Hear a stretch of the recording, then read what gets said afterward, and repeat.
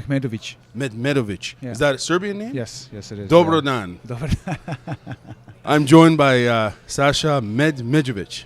Close enough. Close enough. Now, you've been doing judo for how long, Sasha? Oof, over 20 years. Over 20 years. Yeah. And you've retired and transitioned to coaching. It's really an exciting time, I would imagine, for judo in Canada, considering all the talent you guys have. I mean, we're seeing it here at the 2019 Elite Nationals. We're seeing a hell of a lot of talent. And Canadians are making a lot of noise. 2018, of course, has been quite the year for many of the Judo Canada athletes. Tell us what's happening, because something's happening. Something is resonating. The stars are aligning. I don't know. I'm just looking at this from the outside. It seems to me like things are really moving forward. You know what? You're right. I would say a lot has changed actually since I retired, which has been about 5 years now. And Judo Canada has transitioned from having we had a training center for a long time now, but we just transitioned and created a bigger training center and hired a lot more coaches. And we're hashtag investments. Yes, exactly. And our training center is now based out of the Olympic Stadium at the INS. You know what? In general, everything's just more professional. We have a lot more services for the athletes. Like I said, athletes have a lot more coaches. They get a lot more attention. And I think that just created a much more professional environment, and the athletes are feeding off it. We have a lot more people training at the center with that. And it's just creating a much, much stronger team. Now, you have an interesting perspective, obviously, because you're a competitor in the sport, involved, invested for 20 years, and now you transition from competing to coaching and directing and influencing, more or less, all these athletes. What's the major thing you've drilled down to, if there's one? I'm sure it's more than one, and it's customized per player, I would imagine, in terms of advice. But what's the one overall message you've enforced to these athletes and competitors, if you don't mind sharing? Yeah, no, I mean, listen, I've been on the on the Olympic stage, and I kind of took what I used as an athlete, and I kind of tried to teach the current athletes I'm coaching. And one of them is just hard work, dedication. Nothing comes easy. Everyone wants to be a champion. Sure. But the problem is no one is willing to do the work. So with that, you have to put in the work. You have to be there. You have to sacrifice, because that's what it takes in order to, be the best. Like I said, nothing comes easy. You have to put in the work. You have to sacrifice. You have to sometimes, say, hey, I can't go out with the boys or the girls, and I have to be on the mats. I have to be training. And that makes a difference. And that's something I noticed with a lot of the up-and-coming athletes right now is they're putting in the hours. They have their goals, they have their objectives, and they know, and my job is to guide them. And that's what I've been trying to do, and, we're seeing the results, so, yeah. What's the funnest part of coaching for the Canadian national judo team? What's that one thing that you love the most or enjoy the most about coaching? What I've told my wife and other people this. I said one of the hardest things about being a coach is the lack of recognition you get. Right? But nothing's more satisfying when you see your athletes succeed and they say what those two simple words, thank you, right? And that means a lot to me, and because we're a team. Coaches and athletes, and we have to work together. And like I said, it just when you're seeing everyone succeed and reach their objectives, and at the end of the day, they just say thank you. So. You kind of answered the other question I was going to ask, which was, what's that one shitty thing, the shittiest of the shitty thing that annoys the hell out of you, if you don't mind disclosing about being a coach? I'm sure there's something that... Yeah. Well, the funny thing is I never realized how much work a good coach puts in. And, as athletes, we're selfish, right? We just think about ourselves. We want, it's me. But as a coach, I had to, we do a lot of the behind the scenes work, right? Sure. And like I said, I think the toughest part is people not recognizing the work that you do for the team, and it hurts, right? But I at the end of the day, I have to be professional about it. I have to remember that we are trying to build a team, and it's all about the athletes, right? So like I said, yeah, sometimes just sometimes not getting that recognition, and it's the shittiest thing about the job, I would Fair say. enough, no doubt. Now, when you mention the athletes, now we're obviously in 2019. We're moving forward. Everyone's thinking about the road to Tokyo 2020. It's a big deal. Why? Because of course it's in Japan, the home of judo, so on and so forth. Who do you, as far as the athletes on the team, who should we being Canadians, those involved in media, communication, so forth, who do they need to zone in on? I'm sure we need to zone in on all the competitors, but who's got a really interesting story? And by story, I mean outside of just the hard judo training and then the competing. Who's got an interesting story that you think isn't being explored? I know I'm putting you on the spot, but that's journalism. Yeah, no, I understand. I mean, if off the bat, and I think the biggest buzz going around Judo Canada, it's the competition between Jessica Klimkate and Krista Deguchi. You guys need to do a video web series on that because that's the elephant in the room. I fully agree on that. And that's been the talk, and like I said, everybody's asking questions, and everybody is just waiting to see that deadline and wants to see who's going to come out on top and who's going to be going to the games. From my perspective, both are super, super talented, and I wish both of them the best.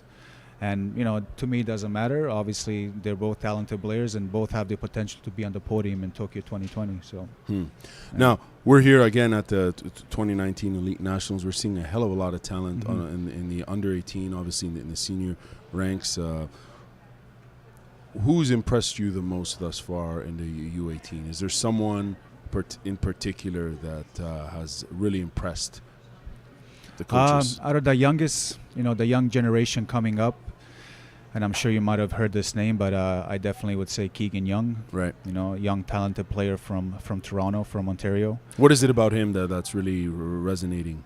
Man, it's just the pure talent, the pure athleticism he has. It's incredible. Totally. Being able to throw from any position, the power. Yeah, I mean, I haven't seen anything like that in a long time. So he looks bigger than under 73. Yeah, you know what? He has to cut some weight just like anybody else. Sure. But yeah. Sure. Yeah. Okay, and on the senior side, who's someone that's really impressed you here thus far? It's hard to point out just one player. I mean, enough. all of our, thing as a coach, I think our whole team is talented, and they're very good. The top team right now, a lot of them are here competing, the ones that are actually trying to qualify for Tokyo 2020. So yeah, it's hard to say.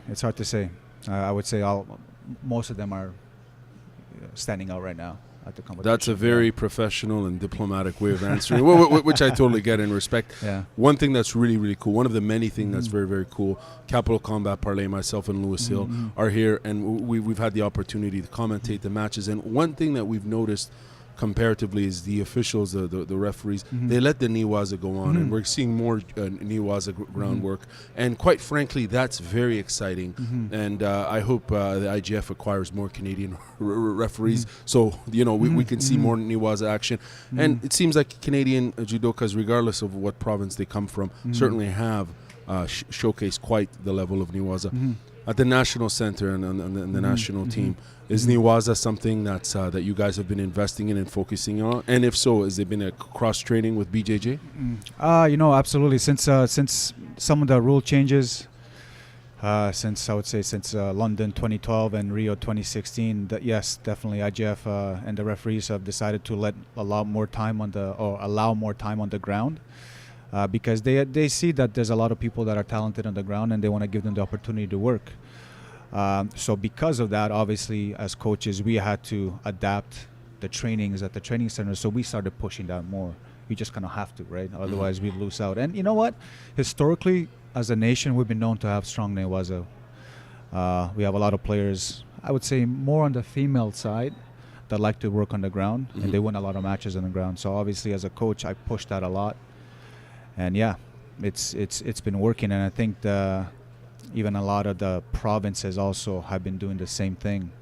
And like I said, if we want to win matches, it just gives us an extra edge over our opponents, to win by working a lot more on the ground. Cross training with BJJ, we don't do so much of that. I mean, certain athletes might want to try, but it's hard for them to cross train because they're full-time athletes at the INS, so they don't really have the opportunity unless someone comes over and That's teaches. what I meant. Yeah. In terms of focusing. We haven't had anyone come over and per se and teach BJJ, but we have players.